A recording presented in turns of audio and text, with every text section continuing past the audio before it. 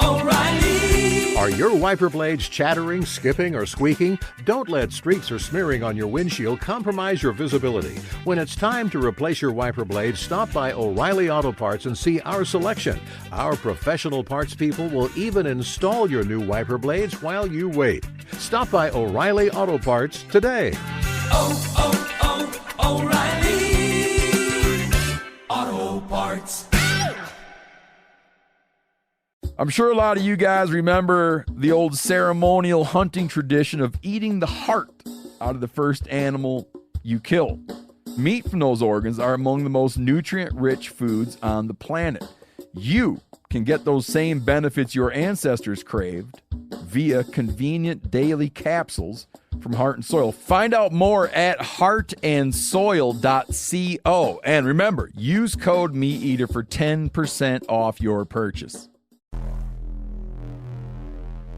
Welcome to the Wired to Hunt podcast, your home for deer hunting news, stories, and strategies. And now, your host, Mark Kenyon. Welcome to the Wired to Hunt podcast. I'm your host, Mark Kenyon, and this is episode number 8.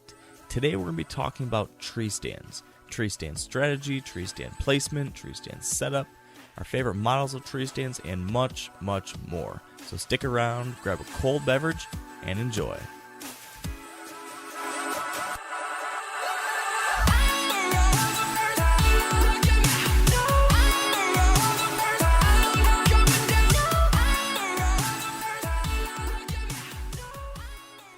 All right, good morning, good afternoon, or good evening, and thanks for joining us here on the Wired to Hunt podcast.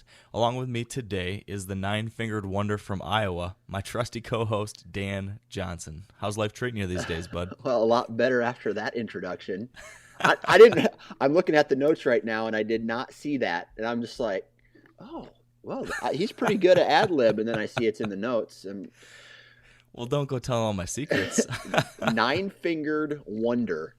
Yes, Sounds sir. like I'm some superhero's sidekick. Well, I like to think that you are. Okay. So, well, at least a superhero. Maybe not the sidekick. You're a superhero all on your own, Dan. But yeah, I'm doing pretty good over here too. It's kind of cruddy outside. It's raining and such around here, but it's warm, so I can't complain too much. But what's the world look like outside your door?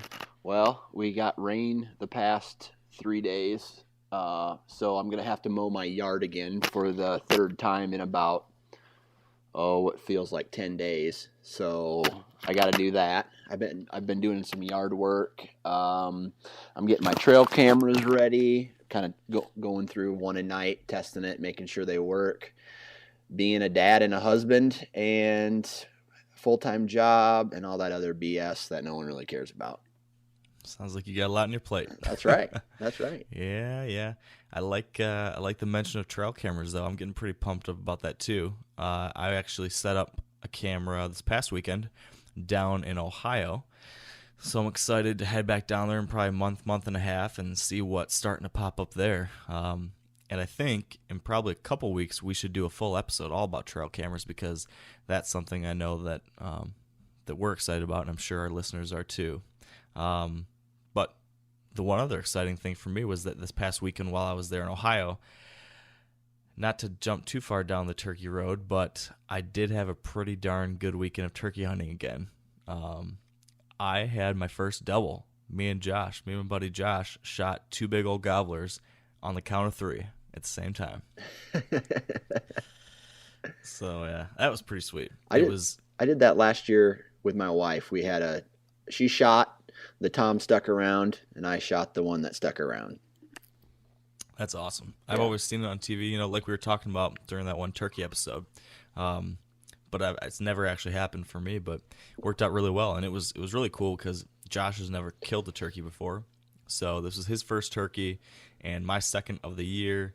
And just it worked out really well. It was cool. They were gobbling off the roost, and they came down and went the other way. So we were kind of feeling a little bummed about it. But I ended up getting a couple hens talking near me, maybe an hour after. Well, it was actually 2 hours after daylight, and I just started getting aggressive with the hens. My thought was that they must be henned up. The gobblers must be with the hens, but they just weren't talking. So I just started getting kind of nasty with the hens, and it brought 2 hens in, and right behind them, 2 big old gobblers. So that was pretty sweet.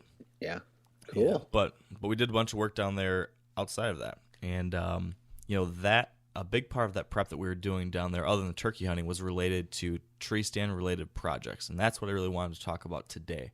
While we were down there, we scouted out new stand locations, we adjusted a setup, we put up a new tree stand, and then we actually decided on 4 more locations where we're going to be hanging stands over the coming months. So, with all that fresh on my mind, I thought we could spend our time, today discussing tree stand setups and everything that goes into that strategy.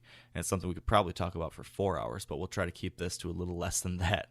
But that said, on a scale of 1 to 10, Dan, how much do you like setting up tree stands? Well, that's a variable for me, because when it's 90 degrees out and you've procrastinated so long, and it's August and it's humid and it's 100 degrees out, I hate setting tree stands. It's a 1. Yeah. But if it's a cool day and I don't have a lot of trimming to do, or I'm setting one up on a field edge, I would say maybe an 8, just because it's it's never fun, but it's the excitement. I guess there's a little bit of an excitement saying, God, I cannot wait to hunt this stand. Yeah, that's true. I can definitely relate to that. I fall into the same camp as you, though, where more times than I'd like to admit, I end up procrastinating and putting it off too far. And just like you said, it's usually a super hot day.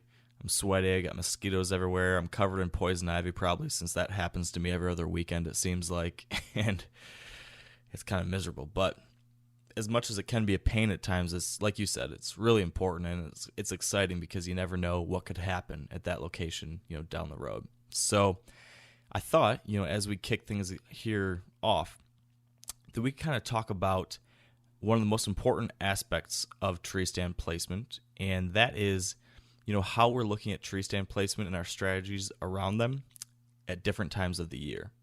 So I'm curious, Dan, I certainly have a lot I could say on this topic, and I've got a lot of different thoughts about how I think about tree stands and timing. But I'm curious for you, do you time your hunts and tree stand setups for certain times of the year, or are you just hanging stands on good sign and hunting them at any time, without maybe a premeditated plan? Man, I wish I had a strategy I could tell you, but typically every season I start off with this game plan. Like, hey, I have these 4 or 5 stands trimmed out, whatever.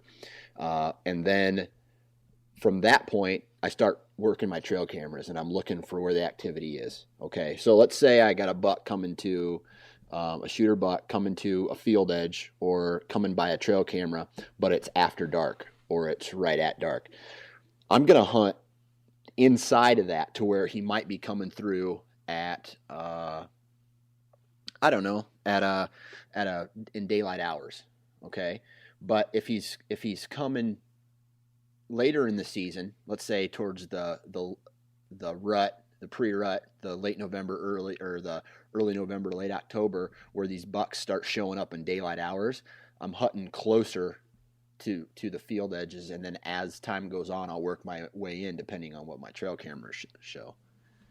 Right. Are you putting those cameras pretty close to your stand setups then? Some of them are. A lot of them are in pinch points, and I'll move a lot of them depending on where the sign is.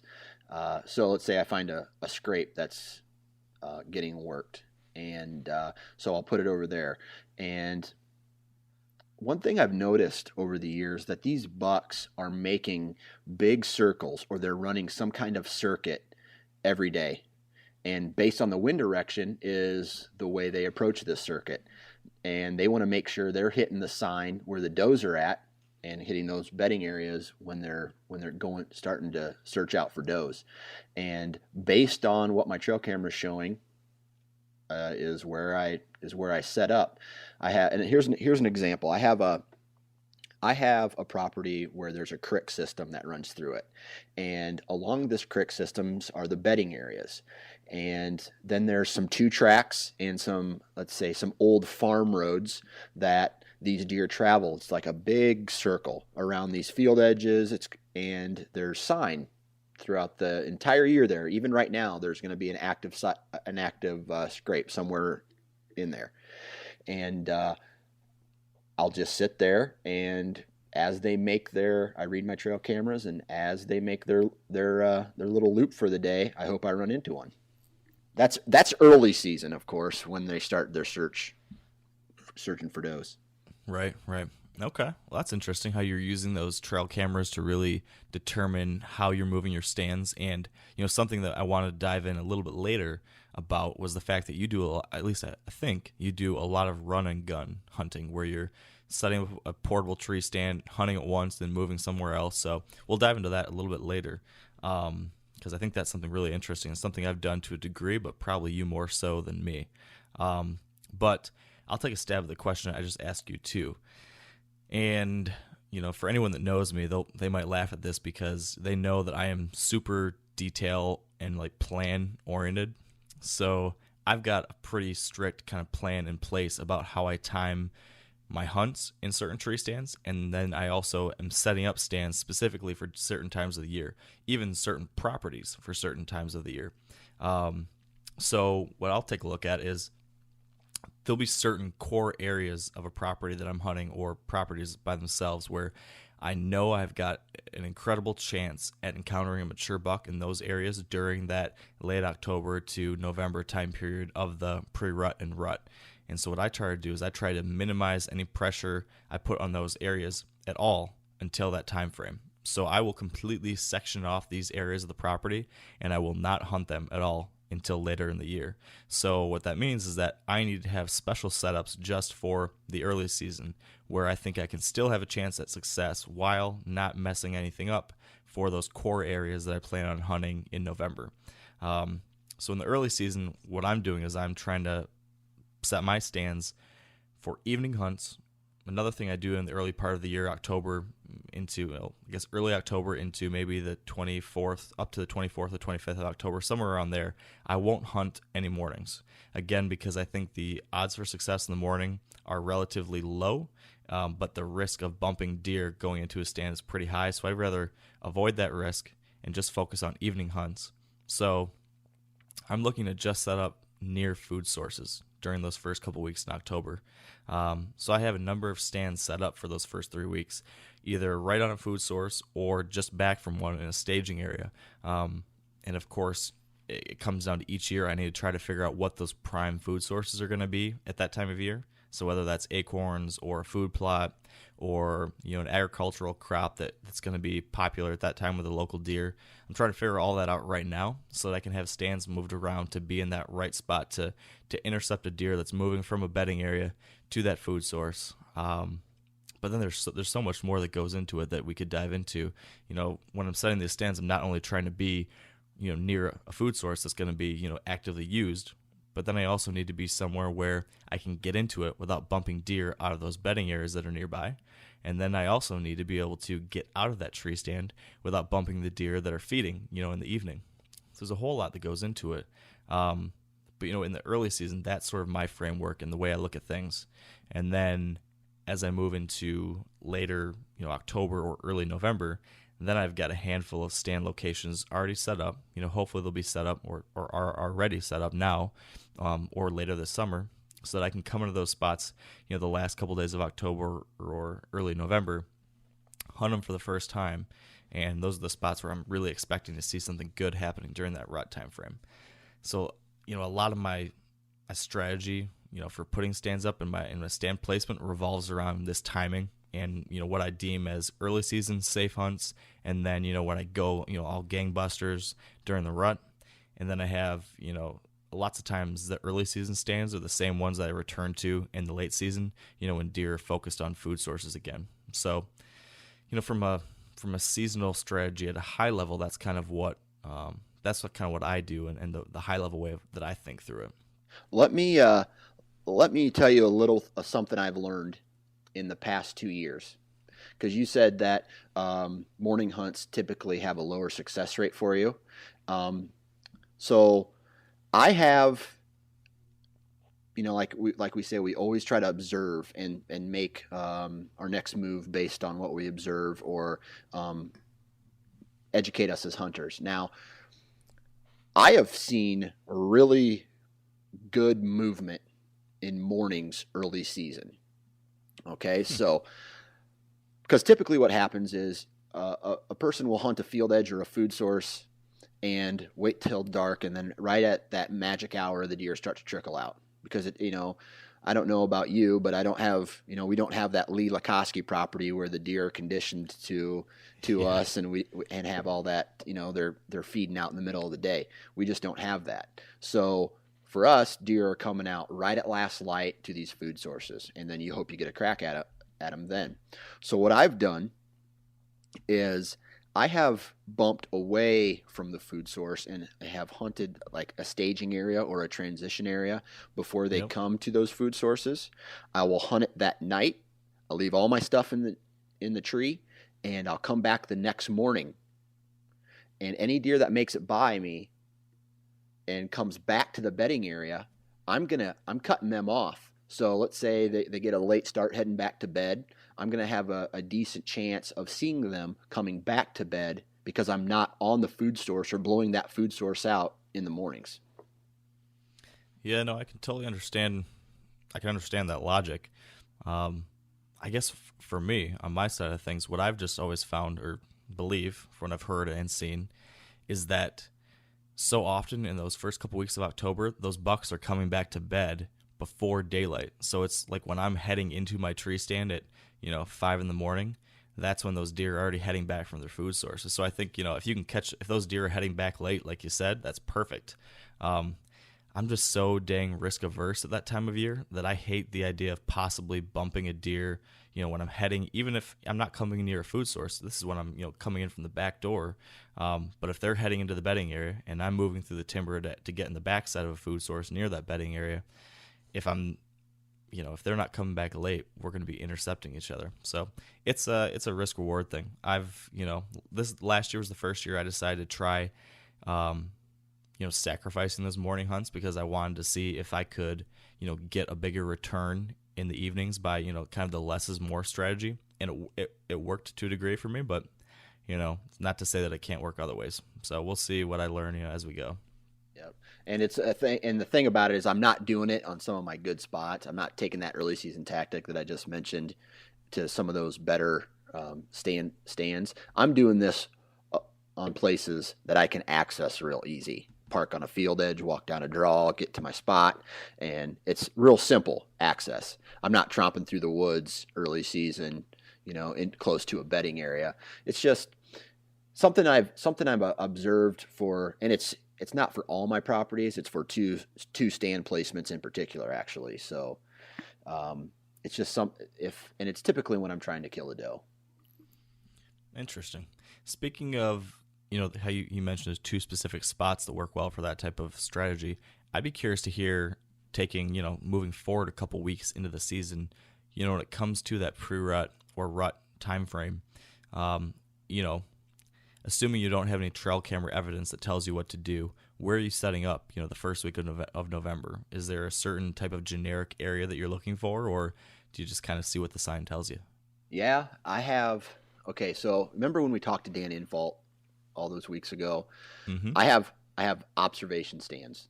So I'll pop into an observation stand and watch and then make my move in. So, just imagine a giant circle. And in the center of that circle is a known bedding area or a hot zone, so to speak. So I'll move my way in closer and closer as we get closer to the rut. Or I'll make my move in when I see that there is sign, like a heavy sign, or my trail cameras are talking to me. Now, a lot of you guys are familiar with the old hunting tradition of eating, some organ, the heart or a chunk of liver off the first animal you kill. I had that when I was a little kid, and it was a big deal. Organ meats were always prized by frontier people who knew the importance of getting a lot of different minerals and nutrients. And as often is the case, those guys were onto something, because organs are among the most nutrient-rich foods on the planet. And you can get the same benefits your ancestors craved via convenient daily capsules from Heart and Soil, made exclusively from regeneratively raised, grass-fed, and finished cattle. Heart and Soil's unique freeze-drying process means all those important nutrients are trapped in ensuring you experience every one of the benefits of nature's superfood in a clean, convenient, taste-free capsule. Find out more at heartandsoil.co and make sure to use code MeatEater for 10% off your purchase.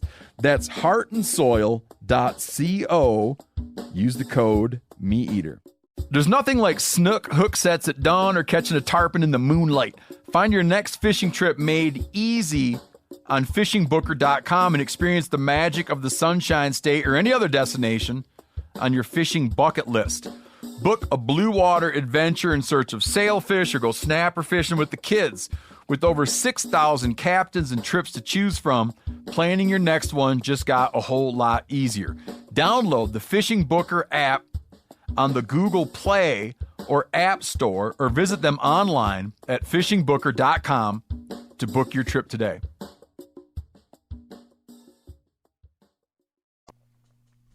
Now, when you say heavy sign, what does heavy sign constitute for you? Heavy sign would be scrapes, open scrapes that let's say if I'm checking and typically I have trail cameras over them. So it's kind of a combination of these scrapes that are getting hit on a daily basis by my target bucks, because typically going into the season, I already have my hit list put together of bucks that I'm going to shoot or I'm going to pass if I run into them. So if some of those shooters start showing up on this sign close to daylight hours, I'm going to be hunting that area. Yeah, definitely. I think something you mentioned brings up a point that's worth touching on, I think, as well, and that's scrape hunting in general. You know, I think there's been a lot of things said about hunting scrapes. You know, back in the 90s, you know, from what I heard and what I've read when I was a little kid, scrape hunting was really popular. And then, you know, recently people have talked a lot about the fact that research is showing that most scrape visits are happening in the dark. But it still seems that there can be a sweet spot when being on those scrapes can, you know, still pay off. And like you said, if you have a camera on it, you can figure out those time frames and be there to you know, make your move. I had a situation this past fall where I really think I missed an opportunity. And it was around this time frame of between October 20th and October 30th. And from things I've heard from other people and from what I've personally seen, that just seems to be like a sweet spot for when mature bucks seem to be starting to visit these scrapes heavily. And from a lot of different things I've heard, other people have been seeing similar things to what I have. And what I had is a trail camera was set up on a scrape, and it was starting to get hit really hard on like October 23rd. I had a couple trail cameras in the surrounding area, and I started picking up a good amount of movement. And I began to hunt a couple spots deeper in my property right around that time frame, and I passed this scrape on the way to get to one of these different locations. Well, the first time I passed that scrape, it was probably, 3 or 4 o'clock in the afternoon, and I bumped a single deer off that scrape, and I could just see it bounding away, and it sounded and just looked like a big, heavy deer.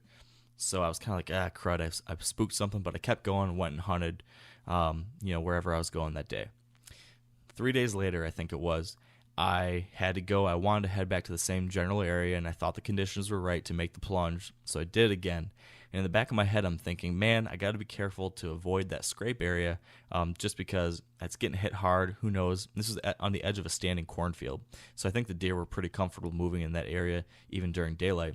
Well, I went about 5 or 6 rows deep into the corn and was walking down that edge. I should have really avoided it, but I was lazy, I guess. And I'm walking along the edge. I get to the same spot, and crash, crash, crash. A single deer goes bounding off. Well, I go and check that trail camera, and I had one of my top hit list bucks, a buck I call 6-shooter, which I ended up killing, as you know, in December I ended up getting him, but he was visiting that trail camera, or visiting that scrape, in the middle of the daylight. In a 3-day time frame, he visited that darn scrape 4 different times in the daylight. And, if I had checked that trail camera earlier, or if I had, trusted my instincts, when that happened, I was like, man, I think that's one of the big boys. For some reason, I just had a hunch. If I would have moved in there right away and hunted it the next couple days, I might have gotten a shot. He came in there at 5 o'clock one day. The next day he was in there at noon. And I think what he was doing, he must have been bedding pretty close to there. There's a little finger of timber that stuck out right there into the standing corn. And I think he was bedding off that point and visiting this scrape every once in a while just to see what was moving through. And that was a kind of a hunch I had, and I didn't act on it. But in retrospect, I should have. But I don't know. Have you seen anything similar to that during that time frame for scrape hunting? Before we go to that question, I'm going to ask you a question. How often do you hunt with your gut? Like, do you typically say, okay, well, I have a tree stand set up here. I put a lot of work into it, into the this spring and summer, and this is where I've had historically good luck. How apt you are to go with your gut and go, just man, I really need to be here right now. Yeah, I should go with my gut more often, maybe. But I'm such a planner and like a strategery guy that I plan this stuff out ahead of time, and I almost feel like you have a plan, you know what you're doing, stick to the plan, and eventually good things will happen. Sometimes I adjust, and I'm getting more and more in tune with that instinct, and I think that's something that comes with time and experience. Like 2 years ago was a perfect example of when I just had this gut instinct, and I went with it, and it paid off, and I killed a buck when I was there in Iowa a couple of years back. It just had a thing where I felt like I had to go for it. Or this past year, November 11th and November 13th, I saw another one of my hit list bucks that I was calling Leaner, really big, nice 140 class Michigan buck. I saw him come in and out of this bedding area in a swamp one morning and then the following evening. And I just knew that this was a major doe bedding area, and I'd also seen six-shooter there earlier in November. But I didn't have any stands set up there. I had all these other stands I'd set up, and I was hunting them, and it was, it's easy to go to the stand that you have set up, and it's easy to get out of there. And so I was kind of reluctant to go and try to hang a stand, but it was November 13th, I think. On the 15th, our gun season opens here, and kind of all hell breaks loose. So November 14th is kind of that last best chance. And, that night before, I was like, shoot, I've seen him come in and out of there a couple times. I know there's doe bedding area there. It's somewhere I haven't hunted at all. I have to go for it. And so I kind of went with my gut there, and I actually woke up. I got out there and hung a tree stand at 3 in the morning. Went in there and climbed up on an edge and got all set up, and I was set up there from 3:30 in the morning till the next night. And the gut instinct didn't end up paying off. I didn't end up seeing him, but it was one of those moves where it just felt so right. I was like, I'm going to be aggressive. This is what my instincts are telling me. This is good. And I went for it, and I'm glad I did. Even though it didn't pay off, I think, there's times when you need to go for it, and I think it comes down to just developing and fine-tuning that gut instinct. And I'm sure, from what I think you're probably better at that than me. Well, I don't know. It's kind of that would make us start judging each other as hunters, and I don't think it has anything to do with that. I think it's just, man, I walk into the timber and I'll walk to where I think the stand is. Now, here's my problem. I have a problem of overthinking scenarios.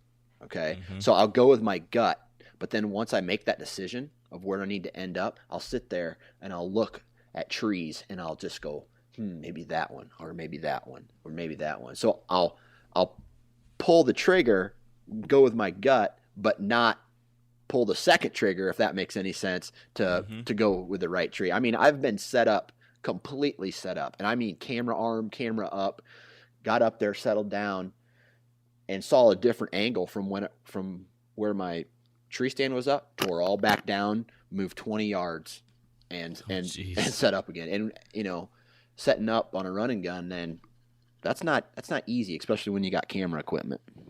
Heck no, that's a royal pain in the butt. Right, I know that. Well, let's dive into something you just mentioned. You're looking for the right tree.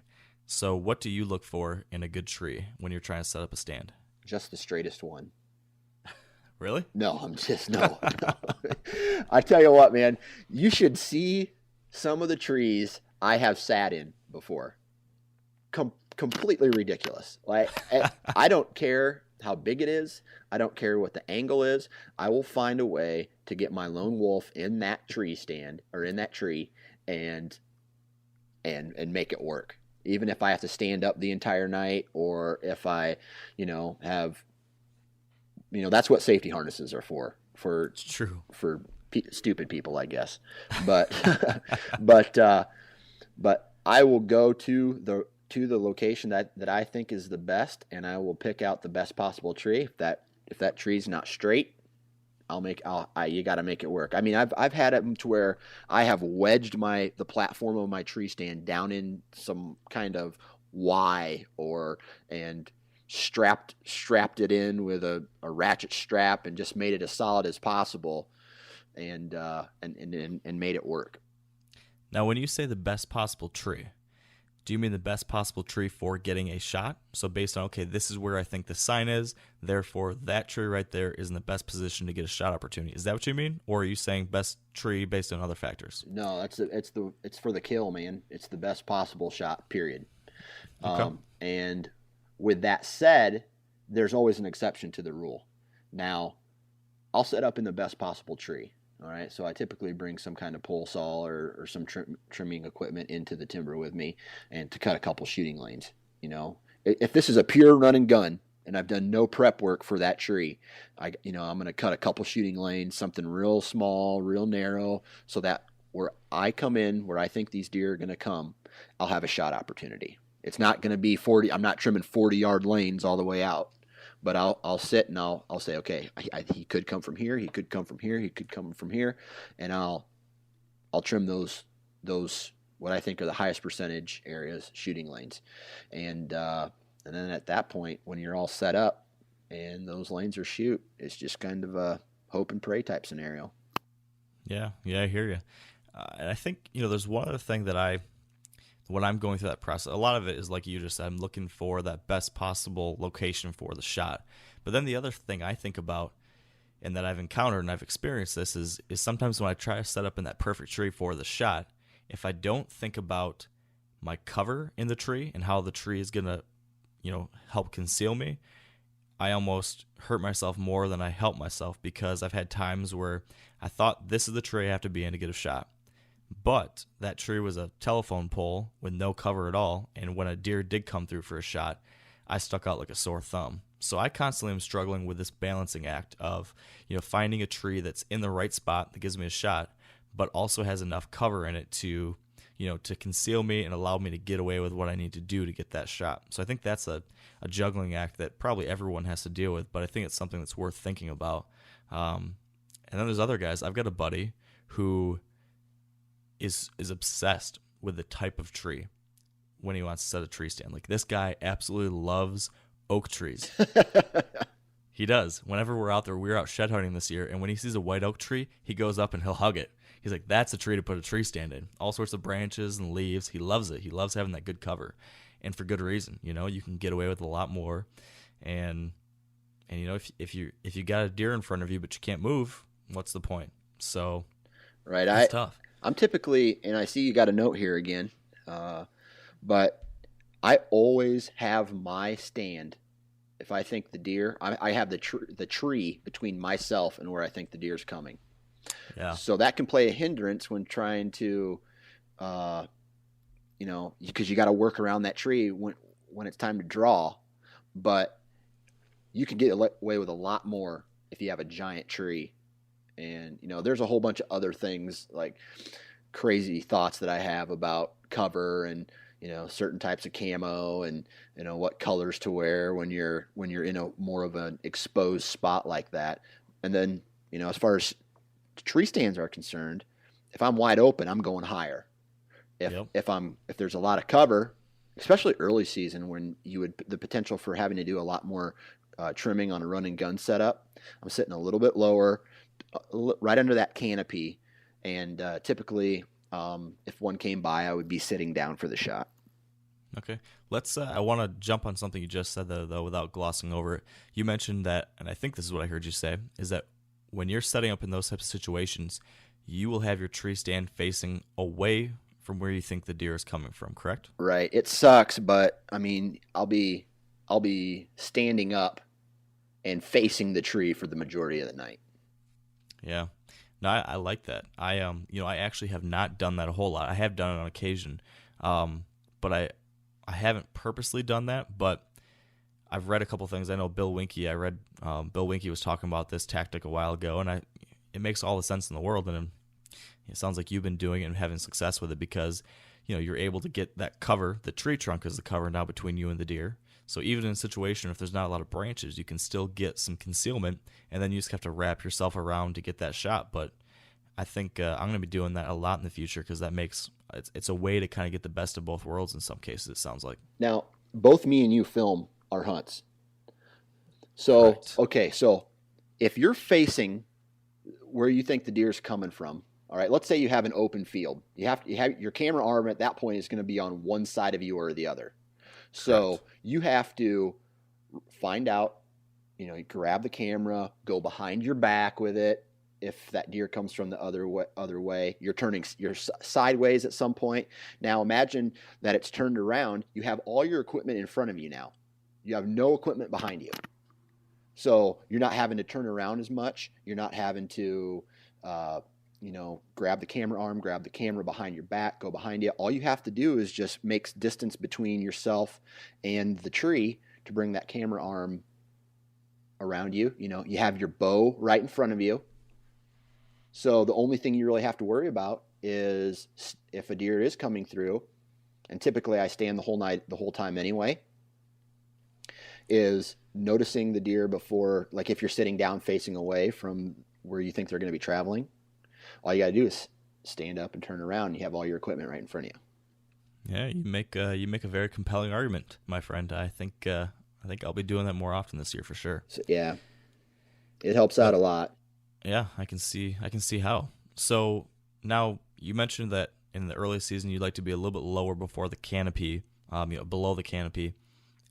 Let's talk about what your tree stand height looks like during the later part of the year when the leaves are down. For me, I'm typically trying to be, 18 to 22 feet, or maybe 20 to 25 feet if I can get away with it. I like to be high. I think you do too, probably. What's that look like for you usually? I mean, I tell you, it's hard to. It just depends on the thickness of the area because I hunt on a lot of really nasty thick stuff, and the lower you are, the more in these thicker areas, the lower you are. Now you're going to be right underneath that canopy, so to speak, and right above those bushes that stay green all year round. You know what I'm talking about? They have those green leaves all year round. So there's like that window right in between there. That's where I'm sitting. Now, as those leaves start to fall and I can get away with getting higher, I'm moving higher. I mean, if I could hunt 30 feet, I mean, I like to move. All right. People make fun of me because I glass so much. I'm using my binoculars all the time. That's actually my downfall. I've actually been looking through my binoculars and then a deer's right underneath me because so I like to try to get high so I can get away with a little bit more movement. I have terrible knees, so I have to shake my legs out every once in a while, if that makes sense. So yeah, I mean, low when it's thick, high as that season, get a little higher as that season goes on, but every setup's the same. Running guns are lower just because you don't have to trim as much. But if I'm going to a hunt that I've trimmed in the summer, I mean, that tree stands somewhere around the 25-foot mark, 20 foot. Yeah. One thing I'm thinking of here, when it comes to stands that you're hanging, in the summer, if you're in a tree if it's in a situation like we talked about earlier where there's a perfect tree, like that tree is in the spot, it's a killing spot, but the tree doesn't offer good cover. And even if you're going to have the stand facing the opposite direction, or if you don't want that, another option that I've found works pretty well is creating your own cover. And so what I'll do is I'll take branches, or I've even had some people mention to me that they use fake Christmas tree branches, and I think that's pretty genius. I might be trying that in the future. And they zip tie them, and we attach them to the tree stand or the tree around you, so you have fake cover around you, and you kind of manufacture that. So I've done that on a number of spots, and it's worked really well. So that's something to think about for people that have a great spot and not a great tree. You can do some work beforehand to make it work still. Now, a lot of you guys are familiar with the old hunting tradition of eating, some organ, the heart or a chunk of liver, off the first animal you kill. I had that when I was a little kid, and it was a big deal. Organ meats were always prized by frontier people who knew the importance of getting a lot of different minerals and nutrients. And as often is the case, those guys were onto something, because organs are among the most nutrient-rich foods on the planet. And you can get the same benefits your ancestors craved via convenient daily capsules from Heart and Soil, made exclusively from regeneratively raised, grass-fed, and finished cattle. Heart and Soil's unique freeze-drying process means all those important nutrients are trapped in, ensuring you experience every one of the benefits of nature's superfood in a clean, convenient, taste-free capsule. Find out more at heartandsoil.co. And make sure to use code MeatEater for 10% off your purchase. That's heartandsoil.co. Use the code MeatEater. There's nothing like snook hook sets at dawn or catching a tarpon in the moonlight. Find your next fishing trip made easy on fishingbooker.com and experience the magic of the Sunshine State or any other destination on your fishing bucket list. Book a blue water adventure in search of sailfish or go snapper fishing with the kids. With over 6,000 captains and trips to choose from, planning your next one just got a whole lot easier. Download the Fishing Booker app on the Google Play or App Store, or visit them online at fishingbooker.com to book your trip today. Yeah, that's one thing I've done, and I can't remember the tree. It might be an oak. Cut a branch off an oak tree and zip tie it I don't know, right at your torso level, and those leaves will stay on all year. Or I'll take a pine, which, if it's fresh and if it's a run and gun, I'll zip tie it to the tree or my stand. It kind of offers a little bit of scent control as well. As far as what my nose smells, Right. got that cedar smell. It's a cool smell, but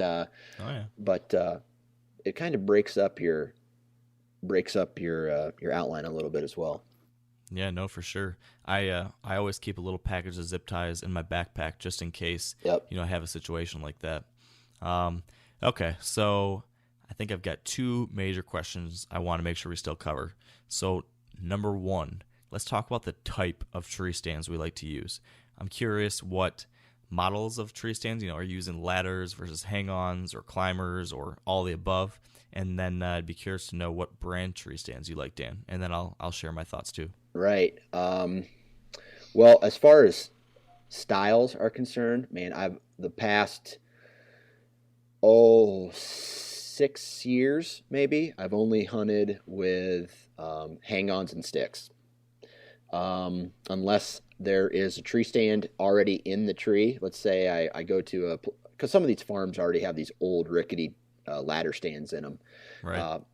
And they're like $65 to $100 at Farm King. It's a store in Iowa. And so they're affordable, and that's what I used to hunt. Now that I have a little bit more money, and I got some benefits from previously being, with a hunting show, the convenience level of a hang-on with sticks, they're easy to pack in, they're lightweight, and you can adjust them to whatever tree you want. The brand that I have and use the most is Lone Wolf, and I have one other muddy tree stand that's chained to a giant oak somewhere. I don't even know where it's at. It's in the woods somewhere, and I left it there, and I think it's probably grown into the tree. But my Lone Wolves, man, they're hard to beat. They're so compact. You can set up a tree stand in 5 minutes and you can be hunting. It's not, it's easy, and that's what I like about them. Yeah, those are really nice. So are you saying that you are doing almost all of your hunting from, you're hanging up sticks in a stand every time you go in, pretty much? Well, on the farms, like all this stuff is my stands. Now, okay, so years ago, or like 2 years ago, I used to leave my sticks and my stands in the timber, from when I trimmed them out. Now I'll take the bottom two sticks off. So I have 2 sticks and the stand already in the tree. So when I come there that night, and typically I hunt a night, and then the morning, I'll put the 2 sticks up, and then everything else is up and ready. Okay. So I think right now I have about three stands, and 2 of them will be set up in permanent spots that are perfect for when I take my vacation for the rut, and the other one is my run and gun set that I'll use throughout the rest of the year. Yep. Okay. Well, you've definitely got a more economical approach than I do, so props to you for that. Because this again goes back to just the way my mind works through things. I have to have like everything prepared ahead of time, and so what that means is I own like 20 or 25 different tree stands, and I have these set up all over the place, all over the darn world, because 95% of the time I like to be able to just walk right into a spot and be able to climb right up in the tree and hunt, because I'm so paranoid about making a bunch of noise and taking too much time and screwing something up when I'm doing that. Not to say I don't do run and gun. Sometimes I do, and I think it works really well, and I want to do more of it. But what I end up doing is, more times than not, I try to have as many spots as possible prepared. So I've got like 7 or 8 stands on one property, and I've got a property down in Ohio where we have 6 stands up right now, and we're looking at adding 4 more this summer, so we'll have 10 different spots set up. And what those tree stands are, not even 99%, all of them are hang-on stands, and then we use either the climbing sticks, not the portable climbing sticks, but the ones that kind of bracket in together, and it's a big 20-foot section that gets strapped to the tree. Yep. We use those, or most of the time I just use the screw-in steps, and I don't even like them. I hate putting them into the tree. It's a royal pain, but I'm just so darn cheap. They're the cheapest things I can get, so so those I use a lot. And then when it comes to actual tree stands, I've got kind of a mess of all sorts of different kind of brands. I've got a handful of muddy tree stands, which are really nice. Like those hang-ons a lot. Got a great comfortable seat. I've got one Lone Wolf, which I love as well. That's my main run and gun set. I've got that. It's the Lone Wolf Assault, I think it is. And then I've got the sticks that go with it. I love that. And then I have like 15 of the $40 cheapo specials from Walmart or TSC or whatever it might be, and those are the ones that are set up in most areas, and I hate them. They're not comfortable, they're not quiet, they're not great, but when it comes right down to it, it's better than nothing, and it's what I can afford at the time. So now I know guys up north that strictly hunt with climbers, and that's all they do, though, and they're typically run and gun hunters too. Here's a story for you. I don't know if I was out of high school yet or not, so it was somewhere around 98, 99, 2000. And you're really dating yourself right here, Dan. Yeah, I know. But so I got a climber for a gift, and so I put it on my back, and I practiced with it in this public piece before I went to my hunting spot. So I get out there, and as always, I'm doing some kind of run and gun deal. I find the tree that I want to get in, and it's crooked. And I'm like, how the hell am I going to get up this thing with this ladder? So I went over to about 20 yards away, 30 yards away from where I wanted to be. On the opposite side of that was where I wanted to hunt. Now I get my climber up, and I'm set up. I drop my release.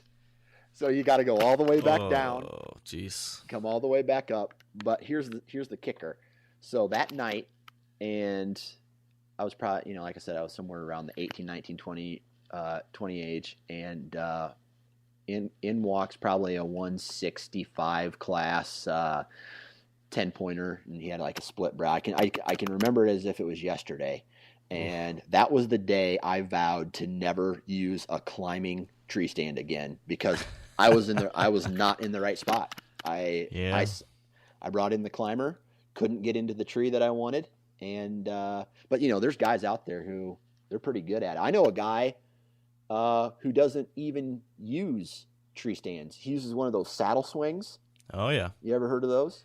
Yeah, a couple of my friends use them too. He has, I don't know how he gets up in the tree. I think he's got like some kind of lineman's thing where he kind of, you've seen those TV shows where they see how fast they can climb a telephone pole. Yep. I think that's how he gets into his stands, buckles up, and just sits in like the crotch of a tree. Yep. I like it. Yeah. I know a couple guys that do the exact same thing. They've got tree spikes on their boots, right, that allow them to smash their feet into the tree and just kind of shimmy up it. It's pretty crazy. And I would love to try that sometime. Not gonna lie. I've heard they work really well, but they're out of business, so it's kind of hard to find those saddles, the tree saddles or tree slings or whatever they are. But I have heard good things about them. That's I have not used a climber before, but I did actually get one for Christmas this year. So we'll see. We'll see if I use it and to what degree I use it. Like I mentioned, I want to be more mobile this year. I want to get out there and, this is another point we didn't really talk about a lot, and it applies more to me probably than you, since you're already moving around a lot more. But me, because I have these already set up tree stands all over the place, it can sometimes be tempting to just want to go back to one of them because it's convenient. Right. And it's easy to fall into the trap of over hunting a stand location. And I think what I've found is that you can very quickly educate deer in the area, especially mature deer, if you're visiting the same stand, over and over. So this year I'm really trying to be really firm about not hunting any one stand more than just a handful of times. And then, moving on to new places, because I think those virgin sits or the first couple sits are really dramatically better. I don't know what you've seen, but yeah, it's hard to tell because and this almost comes back to that when people say there's a lull going on. I hate it when people say, "Oh, it's the October lull." They're moving. Deer don't just disappear. Okay, they're there, and they're just not. They're not moving where your trail cameras are at or where you're hunting. They're moving somewhere because they got to drink and they got to eat and they got to bed, and from point A to point B, that's where they're moving. You're just not seeing them. Yep, so true. So I got off topic there. I apologize. No, that's a good point. And one that we're definitely going to be talking about in a few months as we get closer to the fall. I'm sure we could have a couple episodes about October, the quote-unquote October lull, and how to hunt it and everything. One last thing before we close things out here. Anything else about your run and gun hunting? Because I think this is something when it comes to tree stand strategies that a lot of people want to know more about. Any tips for guys out there that want to be more mobile with their stand setups? What would you share with them, Dan? I mean, you got to be willing to take a risk. I mean, you got to be a risk taker first of all, and then that's what run and gun setups do. Now, sometimes they can hurt me. Sometimes, and to be honest with you, on these run and guns is when I'm typically the most successful. Bumping into a new area, finding out where these deer are traveling and bouncing around from tree to tree to tree. The year not this past year, but the year before, when I shot my buck, I was in probably a 200 foot by 200 foot by 200 foot square. All right. So, and I probably changed stand locations in that area, maybe a 2-acre area. I changed stand locations maybe 6 times before I got to where I needed to be. Wow. Now, I'm talking dropping your set, walking 20 yards and setting up again, and doing that until you think you got these deer pegged. And that's what it takes. You can't just go I'm lucky I share a hunting property with an old fat man, because he's been sitting in the same tree stand probably since 1979 or whenever they legalized bow hunting in Iowa. And it works to my benefit. It pushes all the deer away from me, but you have to be able to be mobile. And if a deer's making a move and he starts, even if it's a pattern for 2 days, You see him move that one day or that one night, you best believe that next night I'm over in that area. I'm over where I saw that buck, because if he's coming from there once, there's a potential he's going to come there for, again, especially, the early to mid October season. Now the rut, it's all bets are off, but that, and have a backup of whatever you need with you, a good handsaw, a pole saw, whatever, because I used to not carry a pole saw when I was hunting, and I used to work for a pole saw company, and now I always carry a pole saw. Right. And watching a buck that is 180 inches and not being able to take a shot because you didn't have your trees trimmed is a gut-wrenching experience. I can imagine. That doesn't sound like fun. Yeah, so, take a little extra time when you get to your location and just be patient. And it's like, remember what Dan Infalt said on the podcast he was on?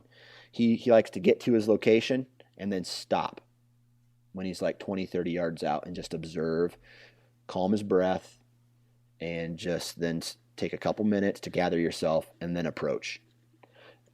And I think that's great advice. Yeah, no, I like that too. I think the one other thing I would add, just based on my experience with it, is if you're new to doing this whole run and gun thing, and you're out there with either your climber or with your portable stand and sticks, make sure that you've practiced a good bit before you're out there in the woods actually trying to hunt. Because if you're not confident, putting your sticks up, putting your stand up, and doing all that quietly and quickly, you're gonna have some struggles, especially after dark, or before daylight in the morning. So I would actually try to practice at night. Lots of times when I'm going in there, I'm either putting up a stand before it's daylight, or I'm tearing down a stand, after dark in the evening. Lots of times those types of situations happen, and if you're not comfortable doing that, it can be a real challenge. So, I encourage you just to make sure you have experience with it if you're new with it. So. And, and everywhere you go, people are going to say the same thing, man, use a safety harness. It's just not worth it. And I've had some scares in my life, setting up some of these run and gun sets, or even preseason, it just takes one little slip, and I don't care if you're falling 8 foot or you're falling 25 foot, you're going to break your neck, and then you're never going to hunt again. And, I'm not willing to take that risk. Yep, I agree. It's not worth it at all. So, safety first. Well, I think that's a pretty perfect place to wrap up. You think so, Dan? I think so, because I think if we go in any further, I'm not going to have my chores done by the time my wife gets home. Well, we can't have that. We can't have that. We cannot have that. All right. Well, that said, then, to everyone out there listening, thanks so much for joining us. I hope this was interesting and hopefully, helpful in some different ways. We always would love to hear from you if you have different ideas on these same topics. So feel free to shoot us a message on Facebook or an email. Let us know what you think. If there's different tree stand ideas that you think are worth sharing, we'd love to hear about that. Also, if you're new to the show, be sure to head over to iTunes and subscribe to the podcast so you'll get updates when our new shows are released. And if you have been enjoying the show, we'd of course love it if you could leave a rating or a review on iTunes as well. It takes just a quick second, and it really helps us keep the show on the air and doing what we're doing. So thank you in advance for that. We'd also like to thank our partners who help make this show possible. So big thanks to Sitka Gear, Bushnell Optics, Trophy Ridge, Bear Archery, Redneck Blinds, Carbon Express Arrows, Lacrosse Boots, Big & J Long Range Attractants, and the Whitetail Institute of North America. We really appreciate your support. That said, then, be sure to visit wiredtohunt.com/episode 8. That's the number 8, to view the show notes and any links we might have from today's episode. And if you're new, head over to wiredtohunt.com to sign up for our Whitetail Fix newsletter as well, where we send out different updates. And now once a week or once every 2 weeks, I'll be sending out a summary email to everyone, letting you know what's most interesting on the blog as well too. So that's something to look for. And also, be be sure to head over to Dan's new blog at ninefingerchronicles.com as well. There's some good stuff over there already. So I like what you're doing there, Dan. Thanks, man. So, yeah. So thank you again, everyone out there in Wired Hunt Nation. You guys are the best. We appreciate everything you do and the fact that you're taking time out of your busy day to spend a little time with us. And until next time, have a great week and stay wired to hunt.